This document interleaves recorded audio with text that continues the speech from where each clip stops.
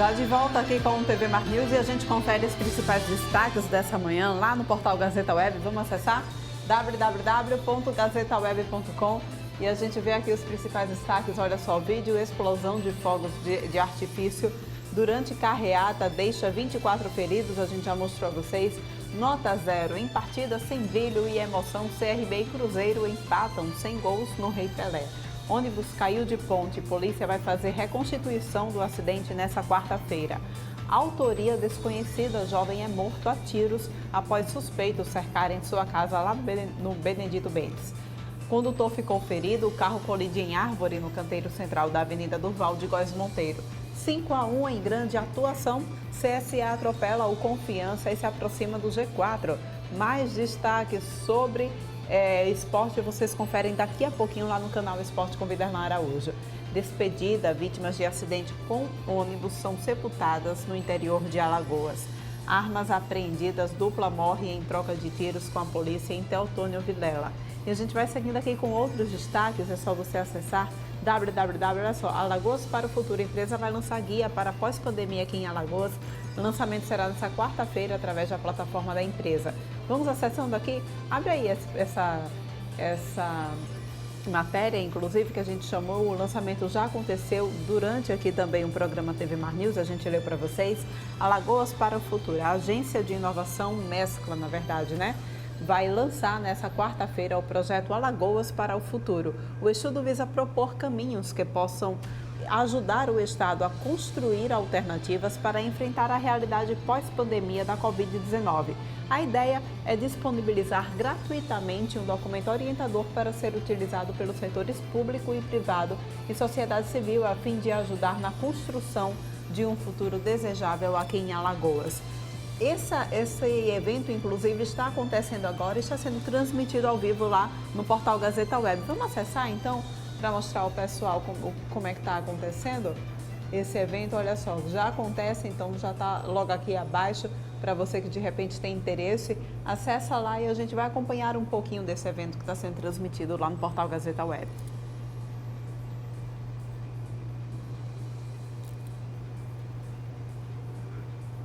Agem de forma a não contribuir com esse processo de transformação. Então, a partir disso, a gente realizou algumas entrevistas. Pode passar, por favor? A gente utilizou o processo de entrevistas, foram 64 pessoas entrevistadas, vinculadas a esses 8 perfis. A partir disso também, depois das entrevistas realizadas, depois desse processo construído, a gente elaborou um mapa de empatia para cada um desses perfis. Basicamente, o mapa de empatia, ele visa entender o que é que as pessoas sentem, o que é que elas pensam também, o que é que elas ouvem, o que é que elas falam e fazem, e a partir disso a gente também identificar quais são as dores que elas enfrentam no seu dia a dia nesse contexto. Tanto no sentido pessoal, no dia a dia familiar, normal nesse contexto, mas também no contexto profissional. O que é que eles enxergam em relação ao futuro do Estado e também a percepção deles enquanto pessoas que estão vinculadas a esse contexto. Além disso, a gente, como resultado final, acabou identificando que seria fundamental a gente transformar isso em perfis. Então, a gente construiu esses perfis. Acabou que os perfis, eles de fato se comprovaram através das entrevistas que foram realizadas. E é aqui hoje que a gente vai apresentar para vocês quais são esses perfis. E vocês já têm um spoiler aí dentro da... Quem está aqui presente, quem está aqui no local, já tem um spoiler aí no...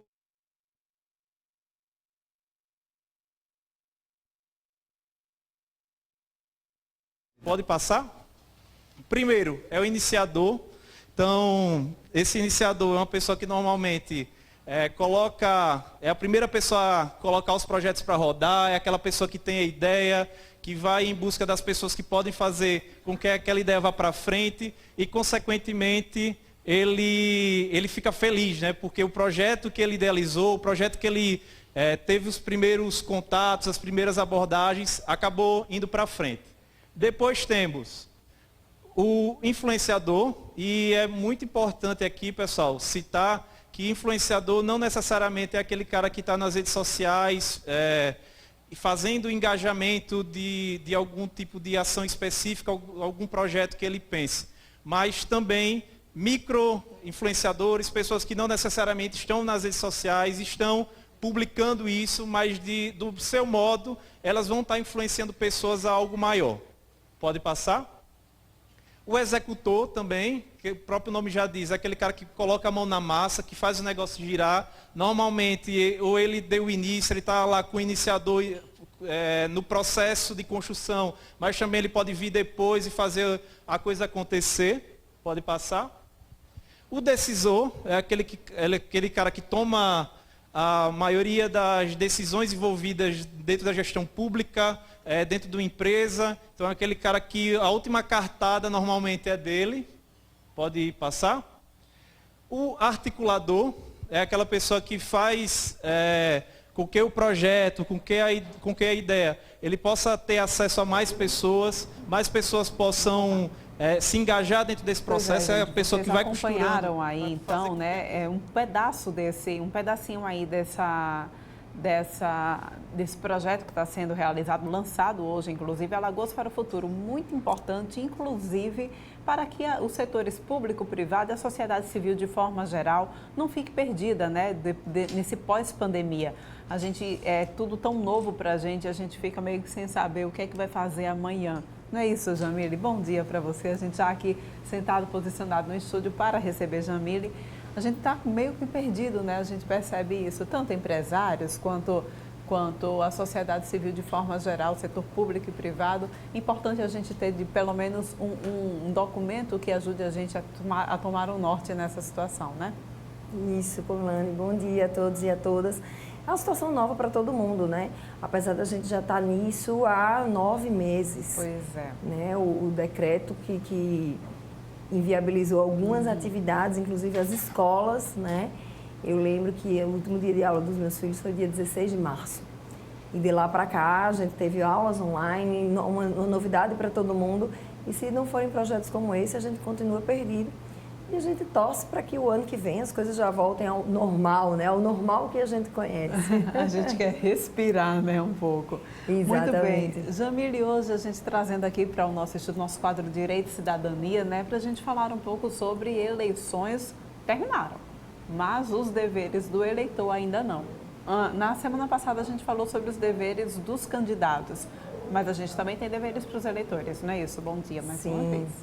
Com certeza, a gente tem deveres para o eleitor e a gente estava falando ali de futuro, né? Futuro pós-pandêmico ou não, é importante que a gente se conscientize hoje, porque o que a gente faz hoje reflete para os próximos anos. A gente foi às urnas, realmente os deveres para os candidatos não terminaram, ainda está em prazo de prestação de contas, ainda tem algumas ações eleitorais que podem ser manejadas, mas para o eleitor, hoje o cartório volta a abrir, ainda remotamente, por uma questão de saúde pública, né, de normas sanitárias. O eleitor, ele pode regularizar o título, ele pode transferir o domicílio eleitoral, ele pode pagar eventuais multas, porque o que acontece, Polane? A Justiça Eleitoral ela também precisa de um tempo para se preparar. Então, os novos alistamentos ou transferência de domicílio, ela termina em maio, no início de maio, que é mais ou menos 6 meses antes das eleições, que é para a Justiça poder ter o cadastro efetivo, para distribuir os eleitores entre as sessões, inclusive aqueles eleitores que têm alguma deficiência de mobilidade, né, algum impedimento ou alguma situação especial que requer, por exemplo, fone de ouvido para ouvir o voto na hora que tecle, ou de acessibilidade mesmo. Infelizmente, a gente não tem absolutamente todas as sessões preparadas para esse tipo de eleitor, né, para essa categoria de eleitor. Mas a Justiça Eleitoral ela faz o que pode, o que está ao alcance dela com os recursos que tem, para viabilizar o voto de todo mundo.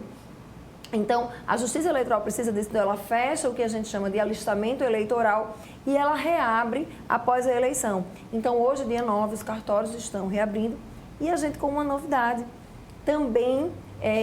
Era uma coisa que provavelmente chegaria, mas foi forçada a acontecer ou a apressar esse passo, que é o atendimento remoto. Então, hoje, o alistamento eleitoral ele pode ser feito pela internet, com os recursos que a gente tem disponível, que hoje qualquer pessoa tem um smartphone, né? Então, a gente precisa digitalizar os documentos, normalmente comprovante de residência, uma foto, né? Um documento com foto, na verdade, o alistamento, a quitação de reservista, né? O certificado de reservista para aqueles homens do sexo masculino maiores de 18 anos. Então, para regularizar e para o primeiro alistamento, ele pode ser feito integralmente online, entra no site do TREAL, tem essas informações. É preciso tirar uma selfie do próprio eleitor, e a gente sabe que hoje... Todo mundo sabe fazer isso? Todo mundo sabe fazer isso, exatamente. Se não souber fazer, pede ajuda do filho, né? Mas normalmente é essa geração que está se alistando agora, entre 16 e 18 anos, né? Porque 18 anos já é obrigatório. E quem tiver alguma pendência, também é possível, seguindo passo a passo, pegar uma certidão de quitação eleitoral e mesmo emitir uma guia GRU para recolhimento de multa. Muito bem. Além disso, né, a gente tem também a questão dos deveres do eleitor. Um passo muito importante, inclusive, para o andamento da nossa democracia e também para o andamento do bem-estar do local onde a gente mora, né? É importante a gente acompanhar o trabalho de quem a gente colocou lá, né? Isso, eu acho que é imprescindível. Como a gente estava falando ali de futuro, o futuro da gente começa hoje, né? Nós colocamos, mesmo que o seu candidato não tenha conseguido se eleger, é importante que a gente acompanhe quem está lá. Como é que a gente pode acompanhar isso? As propostas de governo. Um dos requisitos para a pessoa ser candidato a prefeito é depositar no TRE, nesse caso na zona eleitoral, o programa de governo.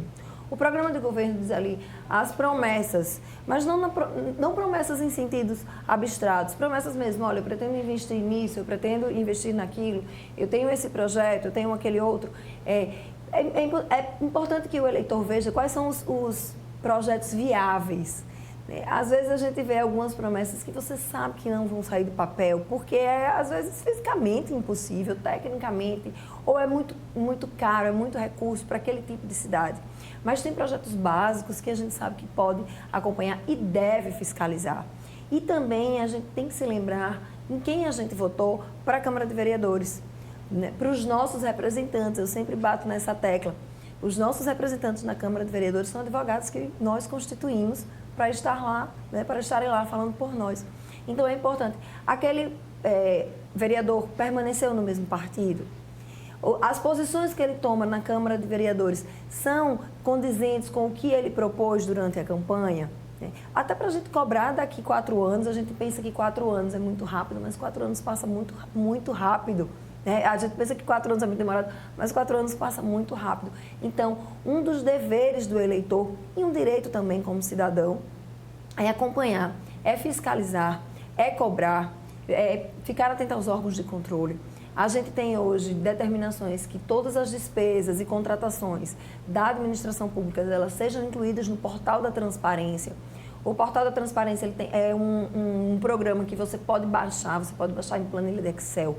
São programas auditáveis. Então é importante cobrar dos gestores e dos vereadores o que eles prometeram.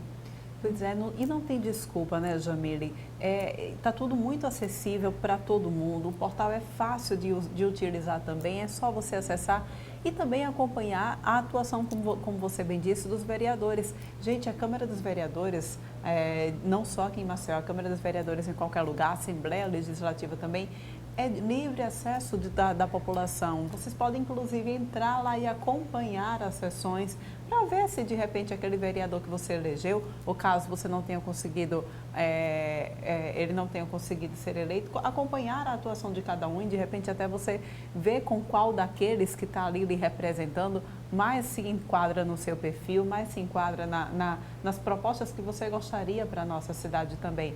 Entra lá, participa também das próprias sessões que acontecem de terça a quinta-feira, no horário da manhã, tanto a Assembleia Legislativa quanto a Câmara de Vereadores. Confere lá, eu acho isso tão importante, né? Muita gente, o pessoal às vezes fica dizendo, mas eles estão lá como se eles fossem deuses e não dá para tocar a gente. Vai lá, confere. E você trouxe um dado importante.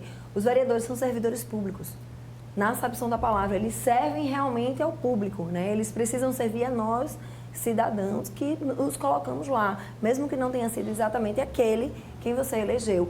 Eles são servidores públicos, são autoridades pelo cargo que assumem, mas eles estão a serviço do público. Então, tentar diminuir mesmo essa distância. E além de acompanhar em loco, né, a gente vai ver como é que isso vai transcorrer as sessões, né? Só devem começar em fevereiro e a gente torce para que lá as coisas já tenham melhorado, ou a vacina tenha chegado, enfim. É importante que a gente se informe por diversas fontes. Sim. A gente está acostumado a assistir determinada rede de TV ou determinado site, ver determinado jornal, determinada revista, tenta se informar por outras correntes ideológicas também, porque isso remete à própria fake news. Fake news, infelizmente, ela não é própria só do período eleitoral, né? Para você ter diversas opiniões, diversas informações e ali formar o seu conceito mesmo diante do que está sendo apresentado para você. Então, hoje a gente tem acesso à informação, TV de canais abertos, TV de canais fechados, internet, né? Aí é para uma geração mais nova, principalmente, que vai construir esse futuro. E assumir para si essa responsabilidade mesmo de fiscalizar. A gente colocou, vamos ficar em cima. Com toda certeza. Muito obrigada, Jamile, pela tua participação mais uma vez aqui no nosso quadro Direito e Cidadania do TV Mar News. A gente vai encerrando o programa de hoje. Muito obrigada pela tua audiência nessa manhã. A gente volta a se encontrar amanhã, 8h30, aqui no teu canal 525 da NET, claro, ou lá no portal Gazeta Web, se você achar melhor acompanhar por lá.